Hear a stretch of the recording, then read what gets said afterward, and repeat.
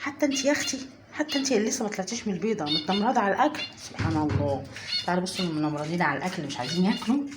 ها بصوا متنمرضين على الاكل اهو، مش عايزين ياكلوا لا لحوم لا بلاش، وكده ما ينفعش، كده ما ينفعش حقيقي. بصوا سكر، والواد بسيوني وعصفور، والابله كوكي هانم، والواد بيبسي. بيبسي ده اللي انا حبسته في البلكونه طول الليل عشان قله ادب الصراحه. ماشي. وكمان الواد، حتى انت العيال حتى طالعين متنمرضين، عايزين لا لحمه لا بلاش. لا بلاش، بيروح امكم بقى، اعمل لكم ايه؟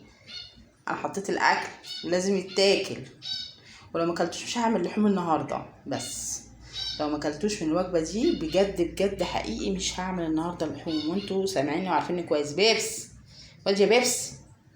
بس بيبسي بيطنش. ماشي يا بيبسي ماشي. وانت يا كوكي براحتك، انا عارفه انك بتحبي البطاطس يا كوكي.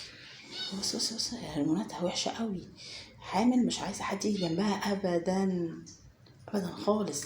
حتى انا برضو بديها الاكل كده من بعيد لبعيد، ما بحتكش بيها.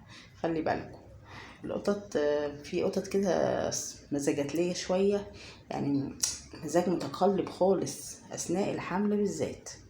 بصوا دول براحتكم يا حبايبي، والله الاكل محطوط بره، اللي بياكل على درسه ينفع نفسه بقى يا حبايبي.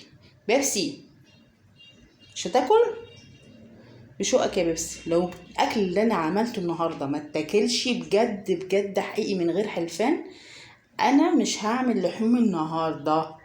انتوا حرين بقى، انتوا الخسرانين. يلا سلام يا جماعه.